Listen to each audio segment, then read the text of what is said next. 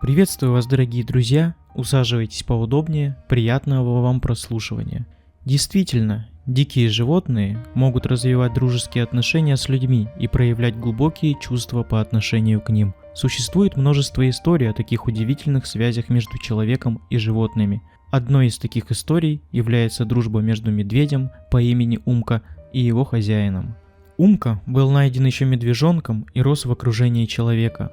Он и его хозяин провели вместе много лет, стали неразлучными друзьями и разделяли все радости и печали. Когда умер его друг, медведь Умка проявлял глубокую печаль и скорбь. Он отказался принимать пищу, шел по углам, вздыхал и выражал свою грусть. Медведь понимал, что его друг больше не вернется, и это причиняло ему боль. Постепенно Умка начал принимать свою утрату и восстанавливать свою жизнь. Он нашел новых друзей среди других животных и снова стал активным и радостным. Однако он всегда помнил своего друга и сохранял в сердце его память.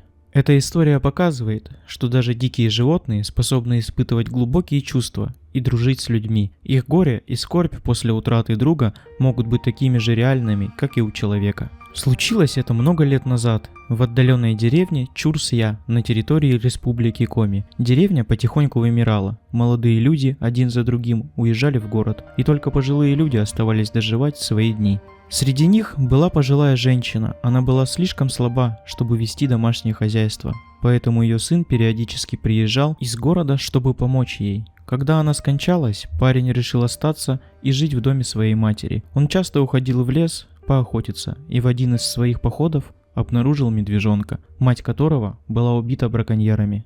Молодой человек сжалился над малышом и принес его домой. Шло время, зверь вырос в огромного медведя, и этот медведь выглядел устрашающе, но на самом деле был очень добродушным. Косолапый так привык к людям, что свободно передвигался по деревне, никого не беспокоя. Люди тоже быстро привыкли к его присутствию и не боялись животное. Однако мужчина, который ухаживал за медведем, вскоре заболел пневмонией и скончался. У него не было родственников, поэтому его похоронили на церковном кладбище. Но все в деревне очень сожалели о его смерти, потому что он был хорошим человеком. Местные жители стали беспокоиться о том, что теперь будет с медведем. Он был одомашнен и, скорее всего, не выжил бы в дикой природе. Но, похоже, у Косолапова были свои планы на этот счет. На следующий день после смерти своего друга он сам ушел из деревни, и его никто больше не видел. Шло время. Жители деревни Чурсья постепенно начали забывать о том случае.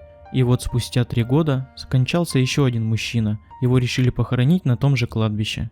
Когда люди добрались до места захоронения, они сразу обратили внимание на могилу того парня, у которого жил тот самый медведь. Она была хорошо протоптана постоянным посетителем. Кто бы это мог быть, ведь у него не было родственников. Людям стало интересно, и они решили понаблюдать, кто так часто посещает эту могилу. И этот таинственный гость не заставил себя долго ждать. Местные жители не поверили своим глазам. Это был тот самый медведь, который исчез сразу после похорон. И, видимо, все это время зверь навещал могилу своего друга. Животное еще долго сидело на могиле и издавало звуки, очень похожие на слабый рев, наполненные грустью и печалью. Внешне зверь выглядел истощенным, худым и измотанным. Похоже, он сильно скучал по своему другу. Такое зрелище тронуло людей до глубины души, и жители деревни решили приносить еду на могилу этому верному животному. Как он нашел место его захоронения, осталось загадкой, но тот факт, что он регулярно посещал это место, поистине достоин восхищения.